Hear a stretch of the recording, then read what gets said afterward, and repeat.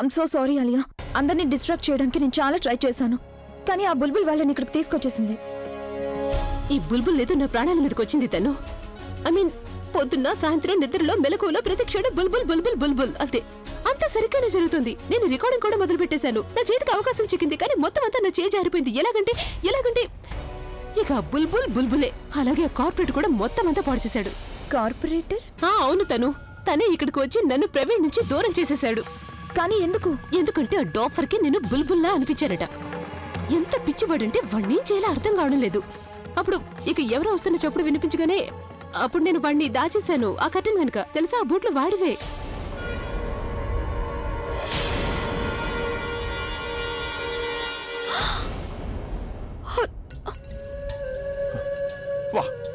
ఏం ఇల్లు కడతారులే మీరు.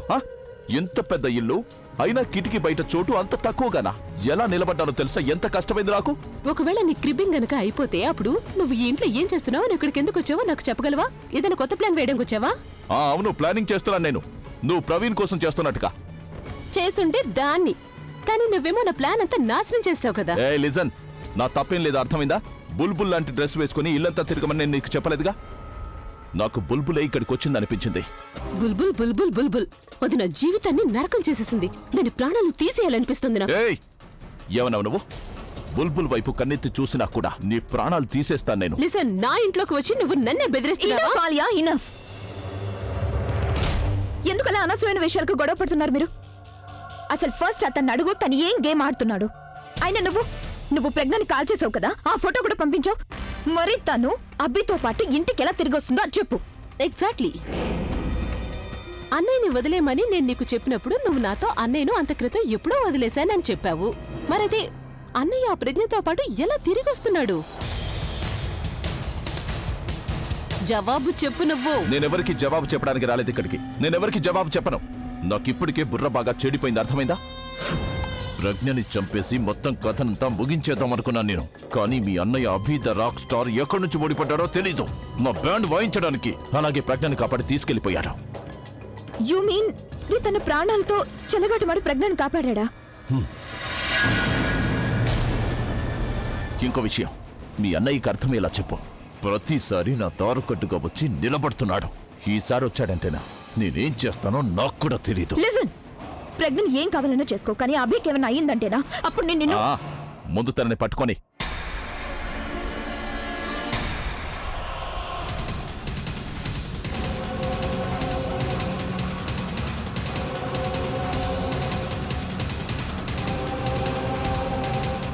రాక్ స్టార్, ఉరుకులు పరుగులు ఇక చాలు. ఇంకెక్కడికి పారిపోతావు? ముందు నీకు చావు, వెనక నీకు లోయ. పట్టుకోండి వాణ్ణి.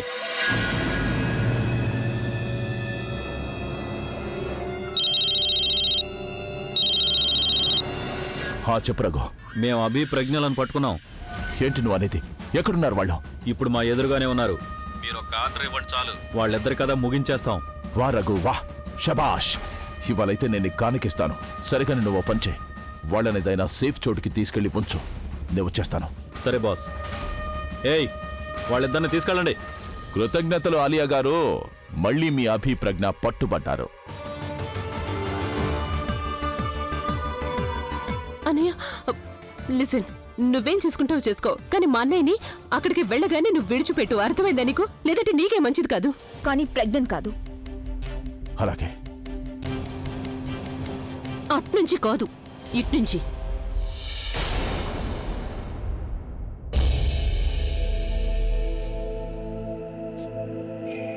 ఏదైతే కనిపిస్తుందో అది నిజం కాదు. ఈ ఆలియా మనసులో తప్పకుండా ఏదో ఆలోచన ఉంది.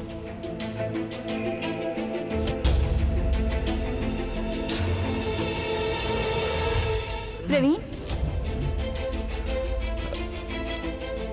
బుల్బుల్, నువ్వు బానే ఉన్నావు కదా ప్రవీణ్? నేను ఇక్కడికి ఎలా వచ్చాను? Praveen, I'm sorry. I'm really sorry. నేను ఎప్పటికీ నేను వదిలిపెట్టి వెళ్ళను. I promise. నేను ఎప్పటికీ నేను వదిలిపెట్టి వెళ్ళను. నువ్వు ఎలా చెప్తే నేను అలా చేస్తాను. అయినా టెర్రస్ మీదకి వెళ్లాల్సిన అవసరం ఏమొచ్చింది? నేను ఎంత భయపడ్డానో తెలుసా? నా నుంచి ఎప్పటికీ దూరం కాకు. బుల్బుల్, ఏమైంది? కొంచెం నాకు అసలు చెప్తావా? ప్రవీణ్ ప్లీజ్, ఏమీ మాట్లాడుకో. థ్యాంక్ గాడ్ నువ్వు నాతో పాటు ఉన్నా, క్షేమంగా ఉన్నా. అక్క, ఏర్పాట్లన్నీ అయిపోయాయి, కానీ అయినా కూడా ఏదో లోటుందనిపిస్తోంది. ఇంకా ఏంటి, బ్యాండ్ వాళ్ళని పిలుస్తావా? ఇదిగో అక్క, రాక్ స్టార్ మనవడి కోసం బ్యాండ్ వాళ్ళని పిలవడం అంటే అర్థం సూర్యుడికి హారతి ఇవ్వడం లాంటిది. నేనైతే అనుకుంటున్నాను నా సుస్వర కంఠంతో పాట పాడి తనకు స్వాగతం చెప్దామని. అరే అదేం వదిలే, నీ భయంకరమైన గొంతును విని ఒకవేళ వాళ్ళు తిరిగి వెళ్ళిపోతారేమో. ఒకవేళ నేను చెప్పేది మీరు వినేటట్టయితే అభికి కాఫ్ సిరప్ తో స్వాగతం చెప్పాలి. ఈ కాప్ సిరప్ అంటే ఏంటి?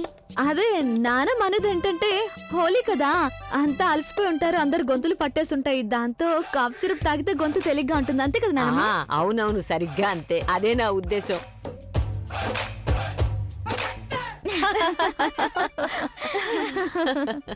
ఏం బాబు ప్రవీణ్, ఇప్పుడు నీకు ఒంట్లో ఎలా ఉంది? బానే ఉంది, కాస్త తలనొప్పిగా ఉంది అంతే. బాబు నీకేమైనా గుర్తుందా? నీకు భంగెవరు తాగిచ్చారు? ఏదో పొరపాటున తాగుంటారు పెద్దమ్మ, హోలీ కదా తెలుసుండదు. నానమ్మ, అభి నుంచి ఫోన్ వచ్చిందా? వాళ్ళు ఎక్కడున్నారో ఏమైనా తెలిసిందా? అంటే వాళ్ళ ఫోన్ అయితే రాలేదు, అయితే ఎందుకు రాలేదో నాకు తెలుసు. వాళ్ళొచ్చి మనల్ని ఆశ్చర్యపరచాలనుకుంటున్నారు. నాకు వాడి గురించి తెలుసు, తను అలాంటి వాడే. అమ్మా, ఇప్పుడైతే నీకు సంతోషమే కదా?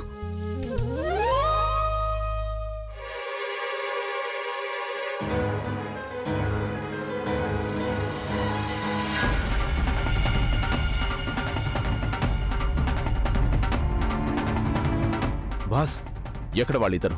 ఈ ఫ్లోర్లోనే. మిగిలిన వాళ్ళందరినీ ప్రతి ఫ్లోర్కి పంపించాను. పారిపోవడానికి ఛాన్స్ ఏమీ లేదు. నువ్విదే చెప్తున్నావు, వాళ్ళు పారిపోతూనే ఉన్నారు. ఈసారి వాళ్ళు పారిపోయారో? బాస్, ఇక్కడ నుంచి పారిపోవడానికి వాళ్ళిద్దరూ ఈ బిల్డింగ్ మీద నుంచి దూకాల్సి ఉంటుంది. అలా చేస్తే వాళ్ళిద్దరూ కింద కాదు, సరాసరి పైకెళ్ళిపోతారు. సర్లే, ఓకే, పద.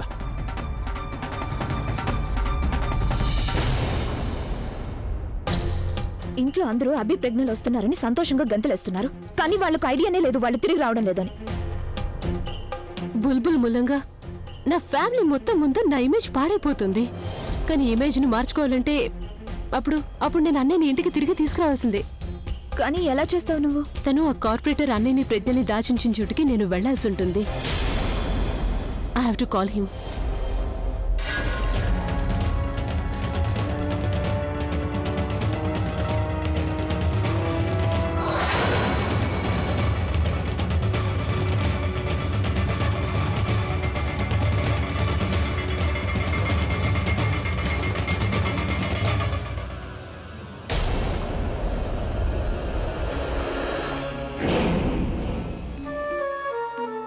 ఏంటి వచ్చేసారు మీరు?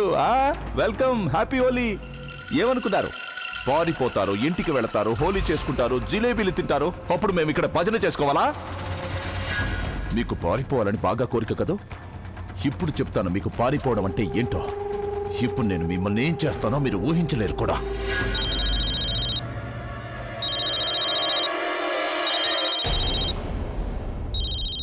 దీన్నసలు ఎప్పుడైతే ఏదైనా మంచి పని చేయాలనుకుంటానో ఈ దరిద్రపు నన్ను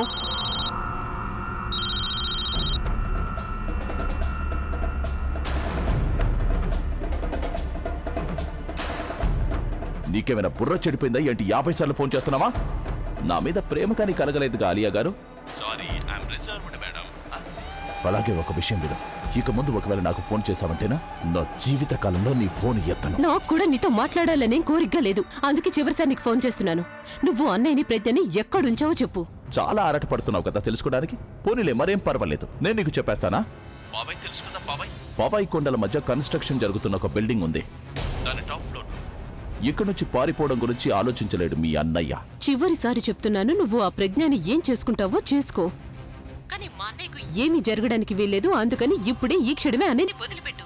ఆలియా గారు భలే చేస్తారే మీరు. మీ అన్నయ్యని వదిలేస్తానని అనుకుంటున్నావు నువ్వు? అంటే ఏంటి? ఆలియా గారు, నేను నీకు అబద్ధాలు చెప్పి అలసిపోయాను. మంచి మనిషిగా వారి నిజాలు చెప్పడం మొదలు పెడదాం అనుకుంటున్నాను. అయితే మొదటి నిజం నీకే చెప్పేస్తాను. వినాలనుకుంటున్నావా?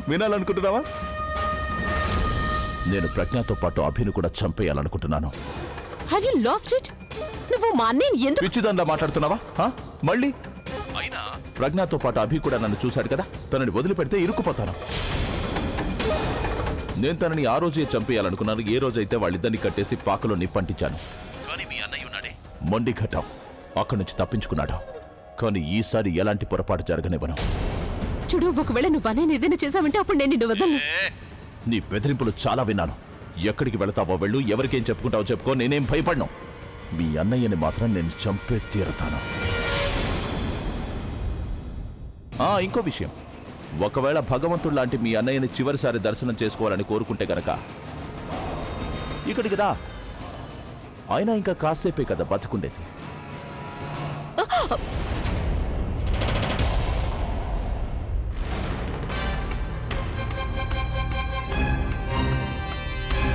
ఏయ్, ఇలా రా. ఫోన్లన్నీ తీసుకుని స్విచ్ ఆఫ్ చేయి. ఎవరి ఫోన్ కూడా రావడానికి వీలేదు, అర్థమైందా? మీరిద్దరూ కలిసి నాకు పిచ్చెక్కించారు. ఏం చేయాలి, ఏం చేయొద్దు, చంపనా చంపొద్దా, ఏం చేయను. బిజినెస్ చేయలేను, ఇంటికి వెళ్ళలేను, ఏమీ చేసుకోలేకపోతున్నాను నేను. నువ్వు ఒకవేళ మమ్మల్ని కొంచెం సేపే కట్టేసి ఉంచినా అప్పుడు సరిగ్గా ఊపిరి కూడా పీల్చుకోలేవు. చావుకి 10 అడుగుల దూరంలో నిలబడి ఉన్నావు, అయినా నన్నే బెదిరించాలని చూస్తున్నావు నువ్వు. అసలు తప్పు నీది కాదు. నీకేమో నటిస్తూ జీవించడం అలవాటైపోయింది కదా. భయం అంటే ఎలా ఉంటుందో నీకు అస్సలు తెలియదు కదా. భయం?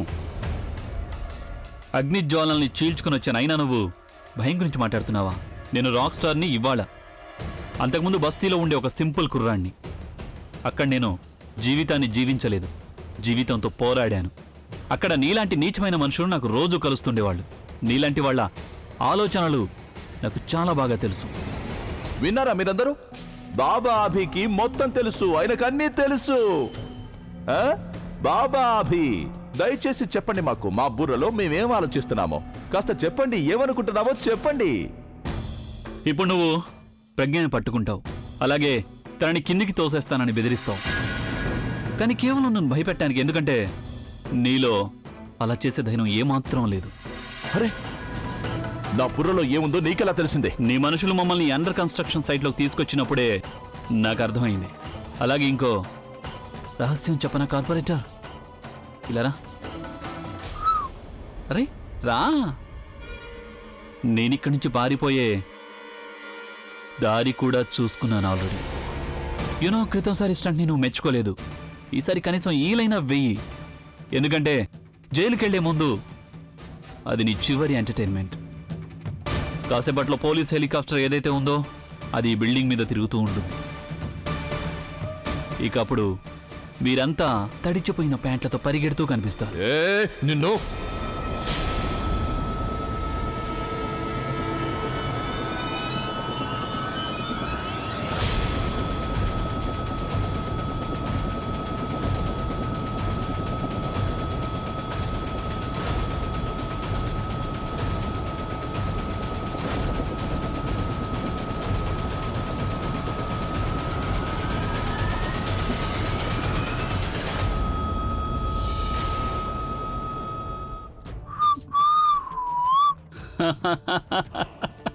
నేనేదో ఊరికే చీకట్లో బాణం వేశాను, అది వెళ్ళి సరిగ్గా గురికి తగిలింది. కాస్త ఇటు తిరుగు. అరే తిరుగు, నేను ఒకసారి చూస్తాను ప్యాంట్ తడిచిందో లేదో నీది.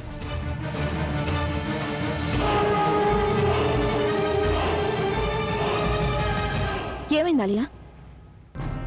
తను ఆ కార్పొరేటర్ అంటున్నాడు, ఒకవేళ మీ అన్నయ్యని చివరిసారి చూడాలనుకుంటే నేను మీ అన్నయ్యని కట్టిపడేసిన చోటికి రానంటున్నాడు. ఏంటి? వాడికి ఏమైనా పిచ్చెక్కిందా ఏంటి? తను ఒకవేళ అతను అన్నయ్యని ఏమైనా చేశాడంటే అప్పుడు నేను వాడిని ప్రాణాలతో వదిలిపెట్టను. లేదాలియా, ఆలియా నువ్వు తెలివిగా వ్యవహరించు. నువ్వు ఒకవేళ ఏమైనా చేసావంటే అప్పుడు అతను అభిని ఏమైనా చేసేస్తా. లేదు లేదు, తను అన్నయ్యని ఏం చేయలేడు. తను అన్నయ్య తప్ప నాకు ఇంకెవరున్నారు? నేను అన్నయ్యకి ఏవి కానివ్వను కూడా. నేను వాడిని అన్నయ్య మీద చెయ్యి కూడా వేయనివ్వను. నేను అక్కడికి వెళ్తాను, అన్నయ్యని కట్టుపడేసిన చోటుకి. వద్దాలియా, అదేం సేఫ్ కాదు. అభి నిన్ను అక్కడ చూడటం జరగచ్చు. ఐ డోంట్ కేర్ తను, కానీ నేను వెళ్లాల్సిందే. నేను అన్నయ్యను వెనక్కి తీసుకురావాల్సిందే. I will have to go there. Okay okay, నేను కూడా నీతో పాటు వస్తాను. నువ్వు నాతో పాటు రాకూడదు తను. నువ్వు ఇక్కడే ఉండి నాకు ఇక్కడ విషయాలు చెప్పు. నేను అక్కడికి వెళ్ళి ఆయనని తిరిగి తీసుకొచ్చే ప్లాన్ వేస్తాను. I have to leave. పిల్లలు ఎప్పటికొస్తారో అర్థం కావడం లేదు. ఇంతసేపు అయిపోయింది కానీ ఇంకా వాళ్ళ జాడలేదు. వచ్చేస్తారు. ఎక్కడో ట్రాఫిక్ జామ్ లో ఇరుక్కుపోయి ఉంటారు. ఇవాళ హోళీ రోజున సెలవు ఉంటుంది. అసలు ట్రాఫిక్కే ఉండనప్పుడు జామ్ ఎందుకు అవుతుంది? నానమ్మా హోలీ రోజున ట్రాఫిక్ ఉంటుంది కదా, జనాలు తమ ఫ్రెండ్స్ ని రిలేటివ్స్ ని కలుసుకోవడానికి వెళ్తారు కదా, అప్పుడు ట్రాఫిక్ ఉంటుంది, అందులోనే ఇరుక్కొని ఉంటారు. కానీ బాపు మాకు లేట్ అవుతుందని ఒక ఫోన్ అయినా చేయొచ్చు కదా, ఇందులో సర్ప్రైజ్ ఎందుకు? ఆలియా, ఎక్కడికి వెళ్తున్నావు? మీ అన్నయ్య వదిన వస్తున్నారు. నానమ్మ, వాళ్ళ కోసం ఒక సర్ప్రైజ్ ప్లాన్ చేశాను నేను. అది రెడీ అయిందో లేదో చూడటానికి వెళ్తున్నానంతే. మీరు ఇక్కడే కూర్చోండి, నేను చకచక పని పూర్తి చేసుకుని వస్తాను. త్వరగా వచ్చేయి. యా. తను ఇంకెక్కడికో వెళ్తుంది. అక్క బావగారిని కలవాల్సిన పని లేకపోతే అప్పుడు తప్పకుండా నేను తన వెనకే వెళ్లేదాన్ని, తను ఏం చేస్తుందో తెలుసుకోవడానికి. నానమ్మ, మీకు ఏ నెంబర్ నుంచి ఫోన్ వచ్చిందో మీకేమైనా తెలుసా? నెంబర్ అయితే గుర్తులేదు, కానీ నా మొబైల్లో ఇన్కమింగ్ కాల్స్ లో ఉంటుంది. నేను చూస్తాను. మీరు చెక్ చేయండి ప్లీజ్. ఇదిగో బాబు, నా మొబైల్లో బ్యాటరీ లోగా ఉంది, చూడు. నేను నా మొబైల్ నుంచి ట్రై చేస్తాను. నా ఫోన్ బహుశా పై రూమ్లో ఉన్నట్టుంది, నేను వెళ్ళి తీసుకొస్తాను. భలే ఉంది రాక్ స్టార్, నువ్వు మాతో చాలా బాగా తమాషా చేస్తున్నావా? నువ్వేమనుకున్నావు, మేము సీరియస్లీ భయపడ్డావనా? రాక్ స్టార్ అంటే మంచి సింగర్ అయి ఉంటాడు గానీ నీకంటే నేను మంచి యాక్టర్ని, అర్థమైందా నీకో? మేమంతా యాక్టింగ్ చేస్తున్నావా? అయినా నువ్వు నా బుర్ర అయితే చదివావు, కానీ పూర్తిగా చదవలేకపోయావు. ఎందుకంటే ఈ సమయంలో నా బుర్రలో ఏమనుకుంటున్నానో అది నువ్వు చదవలేకపోయావు. ఈ క్షణంలో నేనేమనుకుంటున్నానంటే, అన్నిటికంటే ముందు నేను నిన్ను ఈ బిల్డింగ్ మీద నుంచి తోసేసి చంపేద్దామని, ఇక తర్వాత నీ భార్యని. ఇప్పుడు ఏమిటంటే, నువ్వు నా లైఫ్లోకి వచ్చిన దగ్గర నుంచి నా జాతకంలో రాహువు కేతువులా తయారయ్యావు. ముందు ఆ ఫ్యాక్టరీ నుంచి పారిపోయావు, ఆ గుడిసెల నుంచి పారిపోయావు, ఇప్పుడు ఇక్కడి నుంచి కూడా పారిపోవడానికి ప్లాన్లు వేస్తున్నా.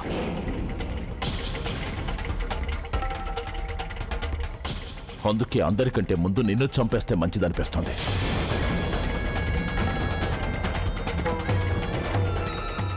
హేయ్, వీణ్ణి తీసుకురండి.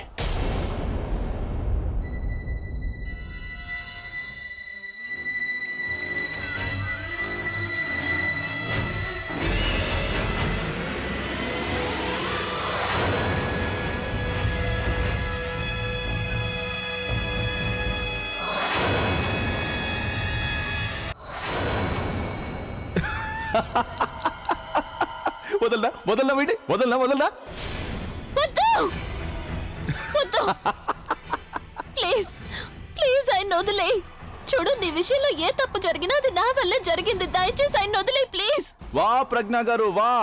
ఉఫ్, పవిత్రమైన ప్రేమంటే మీదేనండి. 80s లో సినిమాలు గుర్తు చేస్తున్నారు మీరు. నా మొగుడు నాకే సొంతం, పతియే ప్రత్యక్ష దైవం, పతివ్రత ధర్మం. వా వా వా వా వా. ఇవాళ అన్ని ఎమోషన్స్ చూసే అవకాశం దొరికింది. ఇక 80లో ఉన్న సినిమాల గురించి మాట్లాడుకున్నప్పుడు మరి మీ సినిమాల్లో నాలాంటి విలన్ లేకపోతే ఎలా కుదురుతుందండి ప్రజ్ఞా గారు? మీలోంచి ఎమోషన్స్ ని పిండి పిండి బయటికి తీస్తాను. ఇక నిన్ను హీరో అనుకుంటున్నావు కదా, నీలో చాలా పెద్ద హీరో తయారయ్యాడు కదా. తల వంచను, నేను క్షమాపణ చెప్పను. వదలనా విని వదలనా? వదలనా విని వదలనా? పెద్ద హీరోగా ఫీల్ అవుతున్నాడు కదా. ఈ రోజు ఏడుస్తావు నువ్వు, ఇవాళ ఏడుస్తావు నువ్వు. నీ భార్య తన మోకాళ్ల మీద కూర్చొని నీకు ప్రాణభిక్ష పెట్టమని నన్ను అడిగినప్పుడు అడుగుతావా లేదా చెప్పు? వదిలిపెట్టనా?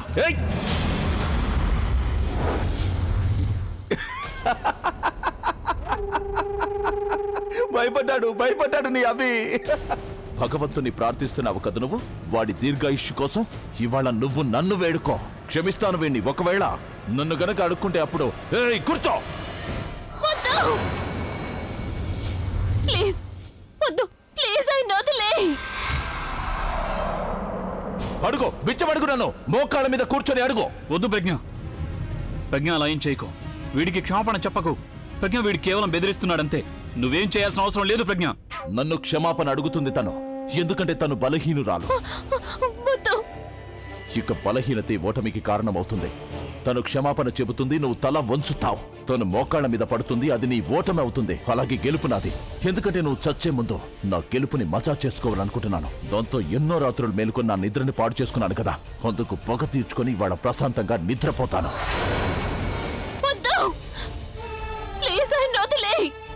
క్షమాపణ చెప్పు.